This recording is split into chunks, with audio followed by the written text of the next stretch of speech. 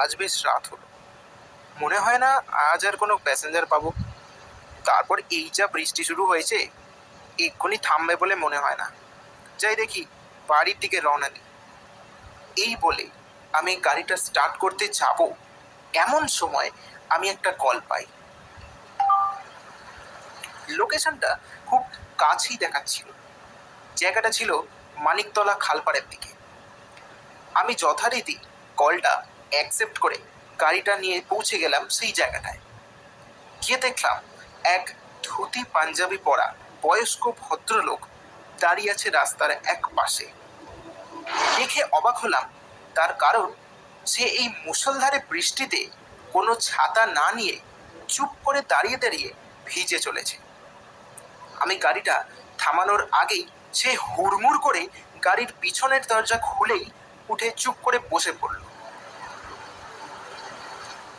এই নিন, এটা দিয়ে গাটা মুছে নিন, পুরো তো ভিজেই গেছেন দেখছি। কিন্তু সে যেন আমার কথাটা এড়িয়ে গেল আর আমাকে এক অদ্ভুত কণ্ঠস্বরে জিজ্ঞেস করল, আপনার দেখছি বই পড়ার নেশা আছে মশাই। আপনি যদি কিছু মনে না করেন তাহলে আপনার পাশে সিটে রাখা ওই বইটা কি আমায় পড়তে দেবেন? আমি একটু অবাক হলাম, কারণ গাড়ির ভেতরটা বেশ ভালোই অন্ধকার। তার নজর যেন এই অন্ধকার ভেদ করে আমার এই বইটার ওপর এসে পড়েছে। আমি বললাম, হ্যাঁ হ্যাঁ নিশ্চয়ই, এই নিন। বেশ কিছুক্ষণ কেটে গেল। তারপর আমি গাড়ি চালাতে চালাতে জিজ্ঞেস করে উঠলাম, আমার নাম রামনাথ গোস্বামী, কিন্তু লোকে আমাকে বাবলু বলে ডাকে। আপনার নামটা কি জানতে পারি? দেখলাম সেই আমার প্রশ্নের কোনো জবাব দিল না।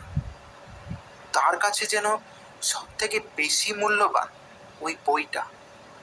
সে খুব মনোযোগ সহ সেই বইটা উল্টে পাল্টে দেখেই চলেছে। বইটা আসলে খুব পুরনো আমলের এক শিল্পকলার ওপর লেখা বই। অবশেষে গন্তব্যে পৌঁছানোর আগেই সে বলে ওঠে, গাড়িটা এখানে থামিয়ে দিন। আমি যথারীতি ওনার কথা মতো গাড়িটা থামাতেই উনি আমাকে 200টা টাকা আর তার সাথে ওই বইটা দিয়ে হন্তদন্ত করে চলে গেলেন। ইনি মনে হয় খুব তাড়ায় আছে, 20 টাকা ফেরত না নিয়েই চলে গেলেন। আর কি করব, যাই, অনেক রাত হলো, আকাশটা একটু ধরেছে বলে মনে হচ্ছে। যাই, এবার বাড়ির দিকে রওনা দিই। গাড়িটা গ্যারেজে রাখতে গিয়ে দেখি গাড়ির পিছনের সিটে একটা কাগজে মোড়া প্যাকেট পড়ে আছে। নিখাত ওই ভদ্রলোকই এই প্যাকেটটা ফেলে চলে গেছে। যা সাংঘাতিক তাড়ায় ছিল, হয়তো খেয়ালই করেননি। যাই দেখি, যদি ফোনে ওনাকে পাওয়া যায় তাহলে কালকে সকালেই এটা ওনাকে ফেরত দিয়ে আসবো।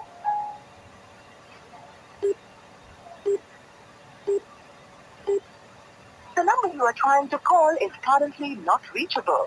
Please try again later.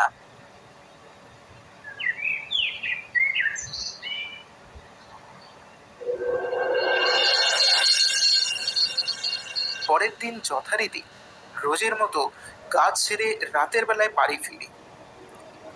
ঘরের দরজাটা খোলা মাত্রই এক অদ্ভুত সুগন্ধে আমার প্রাণটা জুড়িয়ে যায়। আহ, কি সুন্দর গন্ধ! কিন্তু এই গন্ধ আমি আগে কোনোদিনও পাইনি। গন্ধটা কোথা থেকে আসছে দেখতে হচ্ছে। এই বলে আমি ঘরে খুঁজতে থাকি যে কোন বস্তু থেকে এমন সুন্দর গন্ধ বেরিয়ে চলেছে। খুঁজতে খুঁজতে আমার চোখ গিয়ে পড়ে ওই প্যাকেটটার দিকে। দেখলাম ওই প্যাকেট দিয়েই আসছে এই সুন্দর সুগন্ধটি। আমি আর নিজেকে আটকাতে না পেরে প্যাকেটটা খুলেই ফেলি। এ কি, এটা তো একটা ডায়েরি বলে মনে হচ্ছে। দেখে তো মনে হচ্ছে বেশ পুরনো, প্রায় 100 বছর মতন হবে। ডায়েরিটা আমি খুলে দেখতে থাকি। তারপর একটা জিনিস দেখে আমার চোখ পুরো বিস্ফারিত হয়ে যায়। দেখি ডায়েরিটার প্রথম পাতাতেই আমার নাম উৎসর্গ করা আছে। এ কি, এটা কি করে হতে পারে? এত পুরনো ডায়েরিতে আমার নাম এলো কি করে? আমি আরো কৌতূহল নিয়ে পরের পাতাটা উল্টে দেখলাম। সেখানে আবছা কালিতে লেখা আছে, আজ থেকে আমার কাজের দায়িত্ব তোমার, আর তোমার কাজের দায়িত্ব আমার। আমি কিছু বুঝতে পারলাম না। মাথাটা কেমন যেন ধরে গেল এইসব আশ্চর্য দেখে। আমি আর বেশি না ভেবে খেয়ে দিয়ে ঘুমিয়ে পড়লাম।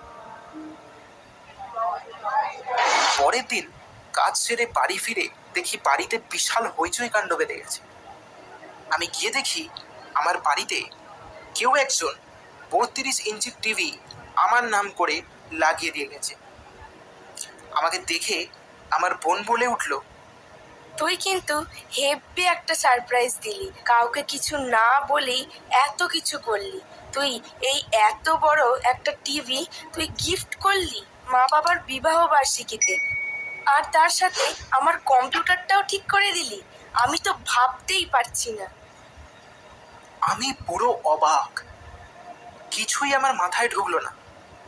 কারণ প্রথমত আমি কোনো টিভি অর্ডার করিনি।